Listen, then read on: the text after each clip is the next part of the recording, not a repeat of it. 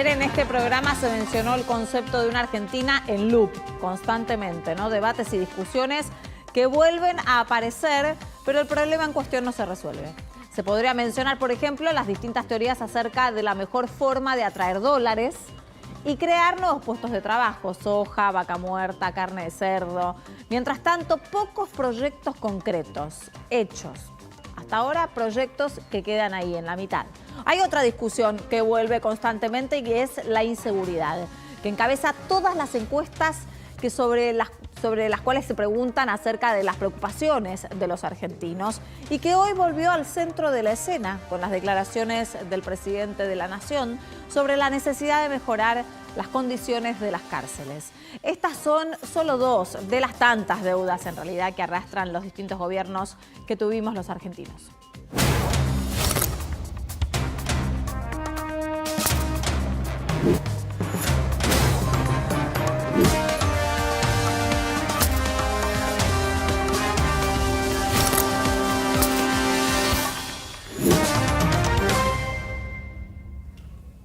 Ya estamos con todo el equipo de hoy. Nos toca para analizar en un principio acerca de la inseguridad. Chicos, me gustaría hacer un poco de memoria. Durante esta semana arrancamos con declaraciones de Sabina Frederick, ¿no? Acerca de la inseguridad, Nico. Exactamente, Sabina Frederick, ministra de la Nación, culpó a los medios básicamente. Dijo que no había una suba del índice de la inseguridad, sino que los medios lo mostraban más. Nobleza obliga, nosotros abordamos ese tema en este programa, claro, también con los números del Ministerio Público de la Provincia de Buenos Aires, y es verdad que hay un descenso de un año al otro, pero también es cierto que, lo he visto, un descenso de 19 puntos cuando tenés una cuarentena hiperestricta, porque los únicos datos disponibles eran los de marzo, abril, mayo, junio. Claro. Hay que ver lo que pasó en julio, hay que empezar a ver lo que pasa en agosto y se empiezan a incrementar los delitos. Hay que ver las estadísticas también, es cierto, pero el 19% con la gente encerrada también indica otra cosa que el Ministerio no ha querido decir, y es que si empezamos a desgranar ese 19%, lo más probable es que sean delitos violentos, porque los que cayeron y desaparecieron son los delitos al voleo, el pungaje, el oportunista, el carterista, el motochorro, todo eso fue lo que cayó y desapareció.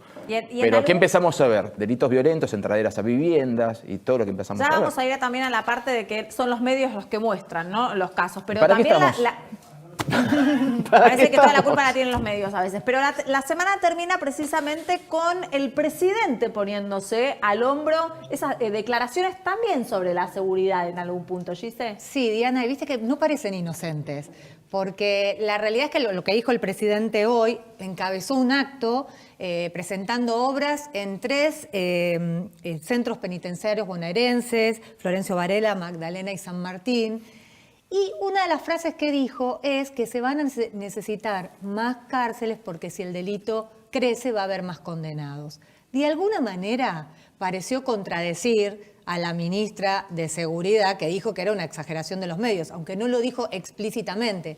Y la realidad es que las declaraciones de Frederick no cayeron muy bien en la Casa Rosada, porque estaban viendo las encuestas. Y en todas las encuestas hoy, que están apareciendo por lo menos desde julio, están mostrando que la preocupación por la inseguridad y por el delito está encabezando todos esos sondeos. Sí, lo cierto es que nosotros, creo que fue el lunes que salió Artemio López con nosotros también como analista, y él dijo, todos los gobiernos tuvieron encuestas sobre la mesa donde la inseguridad realmente es un problema que preocupa a los argentinos. Y lo que decía Gise recién, no es inocente la situación del presidente hoy al mando de este anuncio, porque están circulando por todos los periodistas y los medios diferentes encuestas con la inseguridad como tema fundamental de los ciudadanos. Y que se nota cada vez más, ¿no? También hablando. Bueno, un poco por lo que estábamos comentando, quizás porque son delitos más violentos, la cantidad de delitos bajó técnicamente, pero hay delitos más violentos y eso obviamente repercute y se amplifica, yo creo que a través de los medios. Eso es real, digamos. Estamos tan cansados quizás del tema de la cuarentena. Bueno, ahora surge el tema de la inseguridad. Y haciendo alusión a lo que hablábamos ayer, es un país en loop, siempre los mismos temas. O sea, ahora otra vez se pone sobre el tapete la inseguridad y el tema de las cárceles. ¿Cuál va a ser el próximo tema? Porque ninguno se resuelve, evidentemente, porque siempre volvemos sobre lo Ninguno mismo. se resuelve. Es un gran título, ¿sí, Nico? No, sí, respecto de las cárceles, cabe aclarar algo. O sea, ya que hablamos del loop, en junio del 97, el Servicio Penitenciario Bonaerense, junio de 1997, o sea, del milenio pasado, el Servicio Penitenciario Bonaerense denunciaba que ya tenía un 30% de superpoblación carcelaria en sus cárceles. ¿Cuántas cárceles se construyeron desde entonces en la provincia de Buenos Aires? Cálculos más, cálculos menos, puedo agarrarle por más, menos 1, 2 puntos, 0. Ni una se construyó. Lo que sí se inauguró del 97 para acá fueron cárceles federales. O sea, las últimas cárceles que se construyeron en la Argentina fueron construidas, iniciada la gestión, la concesión, diseño y todo por el gobierno de Carlos Menem. Se inauguró. Las últimas. Las últimas. Se inauguró en 1999 el Complejo Federal 1 de Ezeiza. Después se inauguró el Complejo Federal de Menores en Ezeiza, el de Mujeres en Ezeiza. Y la última quedó en construcción, se vio paralizada por la crisis del 2001-2002 y fue inaugurada por Néstor Kirchner, que es el Complejo Federal número 3 de Marcos Chicos, ¿y Paz. por qué creen que no se construyen cárceles? Porque no Sí, da votos, claro. básicamente. Yo creo que Coincidís. sí, coincido. Yo creo que es algo que no genera votos. Y además, como todas las obras que llevan tiempo, aunque lo generaran, viste que casi nadie trata de hacer obras para A que no largo inauguren plazo. otros, a largo plazo. ¿Te diste cuenta que hay como una mezquindad Por en eso los estamos en gobiernos? loop, que es lo que dice Claro, Facundo, totalmente. porque todas las cosas que tienen una proyección a largo plazo, después se les escapa, no les da inmediatez. Igual resultados. hoy que haya salido Alberto Fernández a hablar esto significa que evidentemente tomaron nota de que hay una preocupación de la gente real y que hay elecciones el año que viene y que tienen a Bernie haciendo campaña con ese tema y a la ministra... Puede decir que Bernie vio las encuestas. Sí, también. Bernie la tiene clarísima. Obvio. La tiene clarísima, porque lo que él decía recién, que quizá hay menos delitos, pero el tema son las zonas. El conurbano bonaerense está tremendo y por eso hay encuestas como la de Taquión, por ejemplo, que midió, por ejemplo, por Facebook 2.345 casos, el 94% de los consultados estuvieron a favor del jubilado de Quilmes, Jorge Ríos, que mató al delincuente que entró en su casa porque consideran que lo hizo en defensa propia. Entonces tenés que ver en dónde, porque hay lugares en donde, hay barrios en donde la gente le entran, quizá todos los días reciben un... Claro. Y ahí tenés el ejemplo asalto. número 1 de por qué construir cárceles no paga. Pero está demostrado en cuanta encuesta se haya realizado y si hacemos una hoy, va a volver a dar un resultado similar. Si preguntamos a la mayoría de la gente qué quiere que ocurra con el delincuente, dice que quiero que se pudra en la cárcel. Y en realidad las cárceles están para Bueno, en la encuesta de Taquión también repudia en algún punto quienes defendieron a los familiares de la persona que terminó muriendo, ¿no? No quiero pecar de progres, pero las cárceles están para rehabilitar a las personas.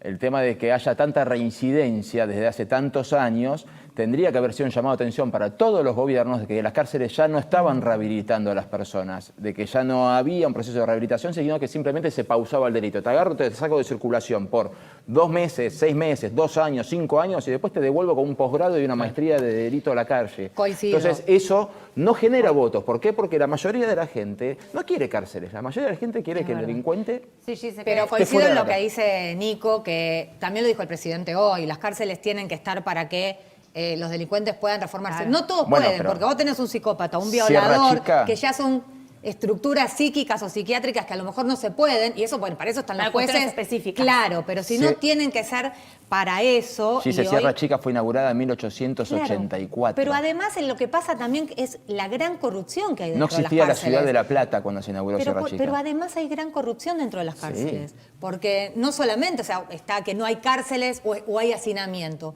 También hay corrupción. El preso que tiene plata hace lo que quiere. Pagando hace lo que quiere. Está lleno de servicios penitenciarios que son Hay un corruptos, capítulo de Preso en el digamos, como extranjero. no en el país. No Hay nos un capítulo de olvidemos. Preso en el extranjero que transcurre en Argentina y muestra todo lo que hizo el tipo pagando. No nos olvidemos, más allá de los detenidos que puedan llegar a tener poder adquisitivo, en la cárcel de Devoto, en el inicio de la pandemia, en algún punto, poder tuvieron los detenidos como para poder volar un techo del techo de penitenciario que se caiga y terminen ellos Bien expuestos en un techo ante las cámaras de todos los canales de televisión. O sea, no nos vayamos al extremo de quien tiene dinero, quien puede arreglar y demás. Ese es otro problema que va a venir más adelante, porque la ciudad de Buenos Aires, si cumple con el mandato que tiene de sacar a las cárceles, o sea, las cárceles no pueden estar en zonas urbanas, eso es una ley viejísima. Nos queda la unidad 2 de Villa Devoto. Si se cumple con esa ley y se saca la unidad 2 de Villa Devoto, ¿a dónde mandamos los presos porteños? Porque el grueso de los presos que están en las cárceles federales son de la ciudad de Buenos Aires. Eso también hay que pagarlo. Bien, para eso vamos a hablar con Leandro Alperín, que es legislador porteño UCR Evolución y además es abogado, así que nos va a poder ayudar con toda esta problemática. Leandro, buenas noches, gracias por atendernos. Buenas noches, es un gusto estar con ustedes, espero estén muy bien. En algún punto nos cuestionábamos cómo la inseguridad, a pesar que aparece en todas las encuestas como una de las preocupaciones de los argentinos, nunca termina siendo un tema que se resuelve. Y no estamos hablando de una gestión de gobierno o de una ideología de partido específico, sino que ningún Estado lo supo resolver. Al revés, yo creo en coincidencia con lo que venían hablando y con lo que planteás, que hay una política de Estado. Argentina pareciera tener un acuerdo en este tema, que es no hacer nada y agravar el problema. Yo creo que no es un tema ni de derechas ni de izquierdas. Las derechas parecieran decir que todos tienen que ir presos. Las izquierdas parecieran decir que todos tienen que salir. Lo cierto es que los ciudadanos pagamos la ineficacia del Estado. Un Estado que nos dice que con la cárcel va a resolver la inseguridad. Y la cárcel está para cuando el Estado fracasa en la prevención del delito, cuando la inseguridad llega. Y por otra parte, nos dicen que como va a haber más delito, van a construir más cárceles. O sea, nos están avisando que van a fracasar otra vez en la prevención y que necesitan más lugar, porque no van a poder anticiparse a nuevos delitos que van a traer nuevas tragedias a nuestra sociedad. Sin perjuicio del mal enfoque que tiene el gobierno también a la hora de prevenir el delito, lo cierto es que las cárceles existen y que hay gente que delinque y que la justicia los identifica, porque la mayoría no los encuentra, sobre todo a los que cometen los delitos más graves, y que van a prisión. Y que en ese tiempo el Estado, en vez de hacer algo para que los que quieran, como planteabas vos antes, creo, porque hay gente que va a volver a delinquir, pero hay mucha gente que si tuviese oportunidades, cuando sale se integraría de manera pacífica. Pero sin perjuicio de eso, el Estado hace todo lo contrario, lo planteaban ustedes, en las cárceles el Estado roba o permite que roben, en las cárceles el Estado vende droga, Hay o permite que connivencia. vendan droga, o mata, ¿no? O permite que se maten. Entonces, bueno, el resultado es el que es. Me parece bien construir cárceles porque las que están son inhabitables, pero además hay que cambiar la política que se aplica en esos contextos. Sí, Nico. Sí, ya que hablamos de prevención y tenemos en cuenta que el 80% de los que son detenidos generalmente son reincidentes, deberíamos empezar a hablar si parte de esa prevención no debería venir de la resociabilización de las cárceles. Sabemos que están superpobladas, sabemos que recién dábamos el número que desde el año 97 ya se denunciaba el 30% de superpoblación, hoy está arriba del doble o del triple. Pero también es cierto que hace 15 años que se prohibió el trabajo de los presos, se prohibió obligarlos a trabajar. ¿No hay también un abandono de parte del Estado en pos de no querer obligar a nadie a que haga algo en pos de su propio bien? Algunas aclaraciones previas. En las cárceles actualmente el 50-51% son reincidentes. Sí. Y por otra parte, el trabajo forma parte de las herramientas que la ley de ejecución de la pena establece como básicas para que la gente progrese o no. Pero no es obligatorio. A través de las distintas fases. El trabajo como obligatorio se abolió en 1813. Lo que la ley de ejecución de la pena plantea es que el Estado tendría que tener dos vectores principales con la gente que está en prisión. Uno es el de la educación y otro es el del trabajo. Lo que sucedió en la década pasada es que los privados y el Estado contrataban a los presos por menos que el salario mínimo. Y hubo un fallo de la Cámara de Casación Penal que dijo que tienen que pagar el mínimo que le corresponde a cada trabajador. El problema es que el Estado no garantiza lugares suficientes para que la gente pueda trabajar y estudiar en esos contextos. Y que los oficios que hay para los pocos casos que pueden conseguir trabajo en la cárcel son de panadero, de carpintero, en talleres que trabajan, como bien hablabas vos antes sobre Sierra Chica, en espacios del siglo XIX para personas que se tienen que integrar en el siglo XXI. Bueno, pero entonces con la realidad económica argentina de los últimos años y la actual tenemos que olvidarnos entonces. Claro, es que es una letra muerta en la ley. En realidad nuestras leyes garantizan todo. Si fuese por las leyes, los presos tienen que vivir en condiciones dignas, todos tendrían que poder estudiar, todos tendrían que poder trabajar. De ese trabajo, el 30% debiera ir para las víctimas del delito, el 20% tendría que ser un ahorro para cuando vuelvan al medio libre. Lo cierto que no Pero pasa entonces, nada legislador, no solamente tenemos un sistema deficitario, sino que también no se cumple la ley. Es que la base de lo que ocurre en las cárceles es que el Estado hace lo mismo en contextos del encierro que en el medio libre reprocha y llama delito. Claro que no se cumple la ley. Un buen comienzo, también en las cárceles, pero no solamente en las cárceles, es que el Estado respete la ley. Claro. Sí, Leandro, ¿qué tal? Hubo una polémica por justamente, a raíz del COVID, de liberación, no liberación, sino de trasladar a los presos a prisión domiciliaria. Por un lado uno piensa, es verdad, no pueden estar hacinados y enfermarse. Por otro lado, te escuchamos a vos decir que el 51% es reincidente. Entonces, ¿estuvo bien lo que hicieron o en qué falló el Estado? Porque hubo gente que salió y volvió a delinquir. O se enfermó afuera. O se enfermó afuera. Bueno, que salen y vuelven a delinquir no solo por el COVID. O sea, todavía no nos han dicho cuántos de los que salieron y delinquieron otra vez salieron por el COVID o salieron porque terminaron su condena, que eso también hay casos, pero sí, hay casos que salieron por el COVID y cometieron nuevos delitos.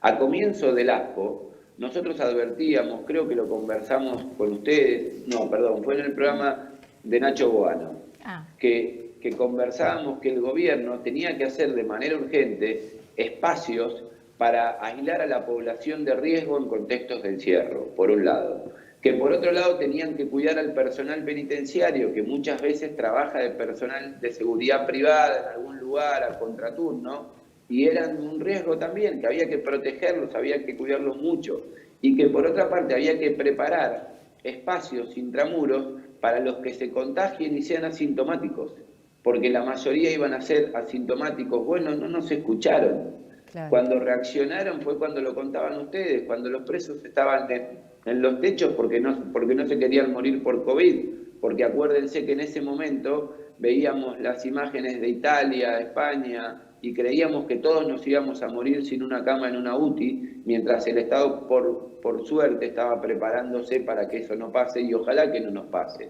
Pero lo cierto es que el Estado hizo todo mal, llegó tarde, y los jueces, en algunos casos, resolvieron como el derecho establece. Pero también hubo privilegios, porque sabemos cómo funciona la justicia. El otro día la policía de la ciudad encontró a alguien que tenía una tobillera electrónica. ¿Cómo puede ser que no detecten que no estaba en el lugar que tenía que estar? Claro. ¿O cómo puede ser que presos que no correspondían, porque no son población de riesgo, hayan salido, como Vudú, que salió para cuidar a sus 2 hijos?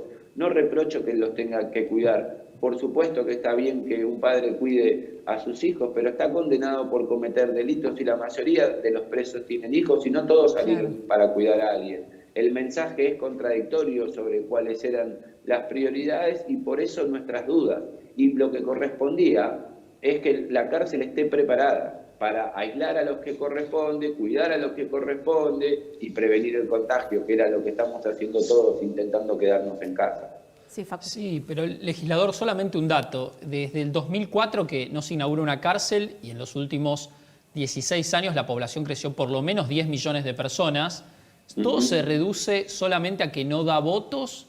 ¿Y cuál es el rol del Poder Judicial en todo esto? Si bien el argumento que no da votos es válido, lo cierto es que resta votos cuando las cosas salen mal, ¿no? Entonces uno y forma parte de los problemas que tenemos como clase dirigente. En general llegamos tarde, reaccionamos quiero decir después que las acciones, y en ese momento la clase dirigente se asusta de lo que la sociedad reclama y propone placebos, o sea, soluciones simplistas que en realidad quedan bien, pero después no sucede, ¿no? Entonces creo que ese es el principal problema, que no nos anticipamos, que en momentos de calma no nos preocupamos por lo que nos alarma, porque en ese momento no es alarma, es una cosa rara, pero viene pasando cíclicamente, es un loop también, ¿no? En nuestra sociedad para con estos temas. Yo creo que la sociedad no reclama que los maten a todos o no los maten a todos, que los metan presos o no los metan presos. La sociedad pide que no haya delitos y que cuando los hay, el que las haga, las paga. Lo cierto es que el Estado no puede prevenir el delito y la mayoría no lo paga. Y encima, los pocos que lo pagan, vemos cómo salen peor de ahí y nos hacen cosas peores. Entonces, por todos lados funciona mal. Creo que tenemos que sacar este tema de la agenda electoral y ponernos de acuerdo. Lo fundamental es ponerse de acuerdo, desde las diferencias, como hicimos en la ciudad con el sistema de seguridad pública, en donde el PRO, la coalición cívica, el radicalismo y el peronismo nos pusimos de acuerdo. No somos iguales, no coincidimos en todo. Seguramente si uno gestiona lo haría de una manera y si es oposición sería otra. Pero nos pusimos de acuerdo en denominadores básicos. Cuándo un policía puede usar un arma, cuándo no, qué formación debe tener, qué protección hay que darle, qué tecnología vamos a usar. Bueno, límites, reglas, previsibilidad. Eso hay que hacer con la seguridad a nivel nacional y con el sistema penitenciario, obviamente. Y tomo lo que planteaban ustedes también. Es un desafío para la ciudad crear un sistema de ejecución de la pena a la altura del sistema de seguridad que hemos creado hace unos años. Es un desafío y también es una obligación. Una de las encuestas que mencionábamos recién hablaba de cómo la población en algún punto tenía una mirada más para el lado de la persona, del jubilado que se defendió matando al ladrón, que pensando en la defensa del ladrón que murió. Ahí, cuando empezó a surgir todo este caso, nosotros acá debatíamos la ausencia del Estado. Como el Estado, al no estar presente en ese tipo de cuestiones para darle seguridad a la gente, las personas empiezan a sentir la necesidad de defenderse solas, de tener una defensa por mano propia en algún punto. ¿Cuál es el riesgo también de todo esto? La anomia y que gane el más fuerte. No solo que gane, sino que crea que tiene razón solamente porque es más fuerte. Obvio que uno empatiza con una víctima de un delito que se siente indefensa, que lo torturan, que le entran en la casa durante la madrugada varias veces. ¿Cómo no vamos a empatizar? Distinto es justificar, pero empatizamos todos. Falta que empaticemos también con que quien roba no tiene que estar muerto, tiene que estar en prisión, ¿no? Y también es obvio que el jubilado no se tenía que defender solo, no tenía por qué tener un arma, pero la tenía porque tenía miedo y sabía que el Estado no iba a llegar. De hecho, el Estado no llegó. Claro. Entonces, lo que no podemos hacer es justificar que alguien, fruto de cómo vive, pueda violar el acuerdo básico que es el de respetar la vida cuando no es necesario. En este caso, las pruebas parecen indicar que lo mató no para prevenir el delito, sino porque tenía bronca, porque estaba muy enojado. Si esto es así, lo entendemos, pero está mal y el Estado no puede justificar. Sí, pero sería la ley de la selva, ¿sí, Nico? Sí, legislador, tenemos dos modelos de ministros de Seguridad en la actualidad dentro del propio oficialismo, ¿no? Tenemos el modelo de la antropóloga Sabina Frederick y el modelo del ex médico militar Sergio Berni.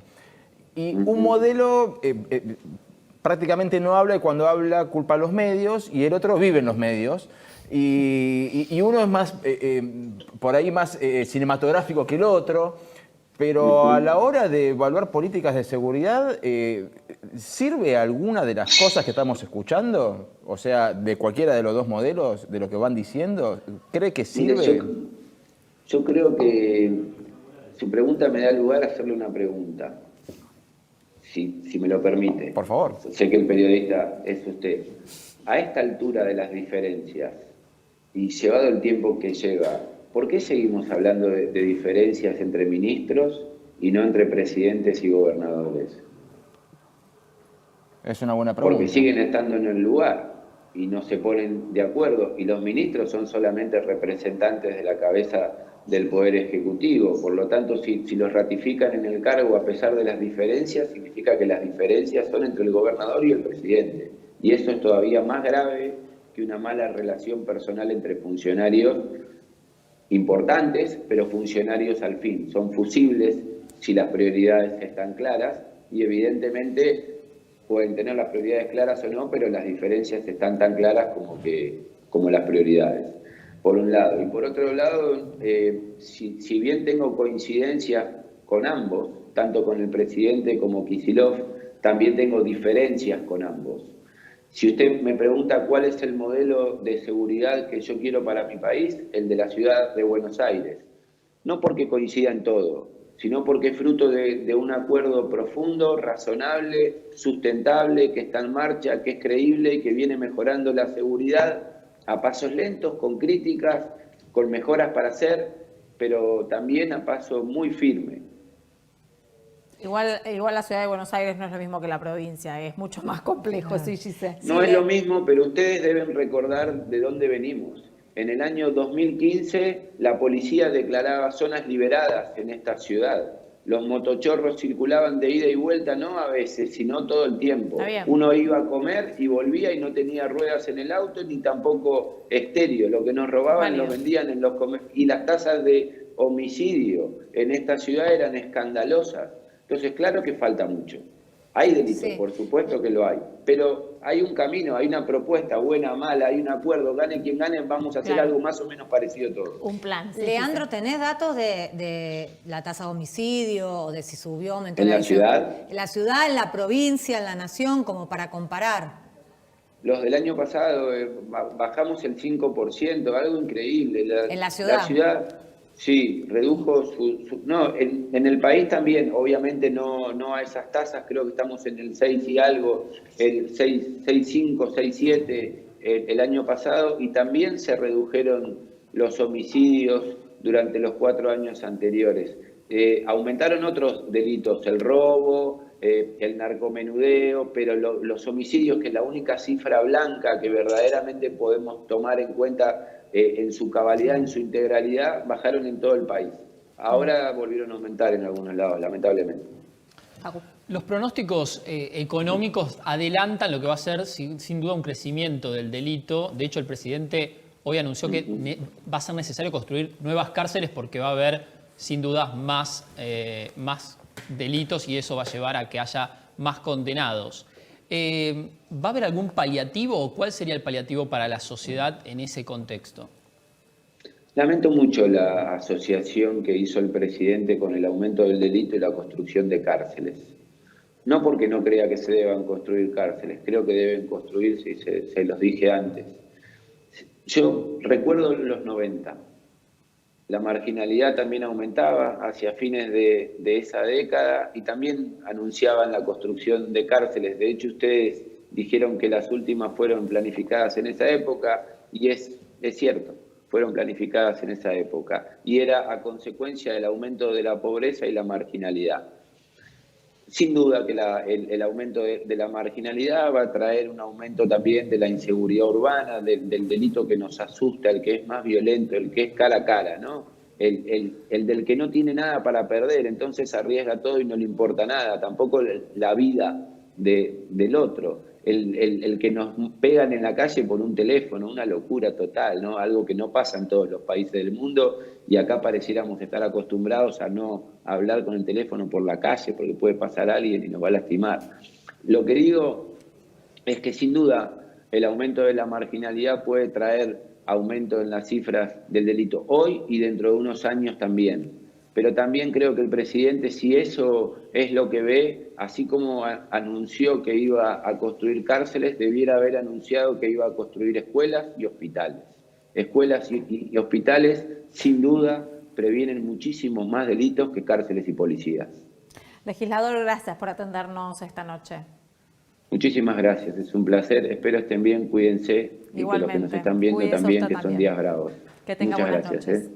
Buenas Me quedo con lo último que dijo, ¿no? No solamente construir cárceles que son necesarias, sino también construir escuelas, pero eso volvemos a lo mismo de siempre. Se requiere una planificación para todo eso, un plan. programa, Un plan, un exactamente. plan. Claro, porque hay que parar con la fábrica de delincuentes, no construir cárceles para meterlos adentro. O sea, hay que evitar que se genere mayor delincuencia. No, y Facundo trajo esta semana también los datos que salieron sobre la pobreza infantil. Esos Claro, niños, si tremendo. tienen padres que están desocupados, que realmente la pasan mal, que no pueden tener contención, indefectiblemente no van a ir a la escuela quizás, o no van a tener la atención necesaria en la escuela y demás, y todo agrava la situación en algún punto. Las escuelas son necesarias, son de mucha contención. Sin dudas. Y además, bueno, en parte también se veía en una de las encuestas que hoy mencionábamos que la mayor preocupación para muchas familias de lo que es el seno familiar es justamente la posibilidad de acceder a un trabajo, más que la inseguridad incluso, o sea, porque el riesgo a perder el trabajo es muy alto en este contexto. Hay estadísticas internacionales que incluyen América Latina, pero no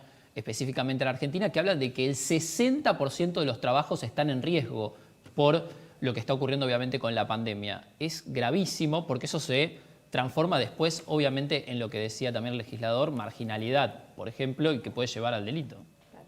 Vamos a un corte y a la vuelta vamos a seguir hablando de esta Argentina en loop, de la Argentina con estos temas que parece que no terminan nunca de resolverse en hechos concretos, ¿no? Ya venimos.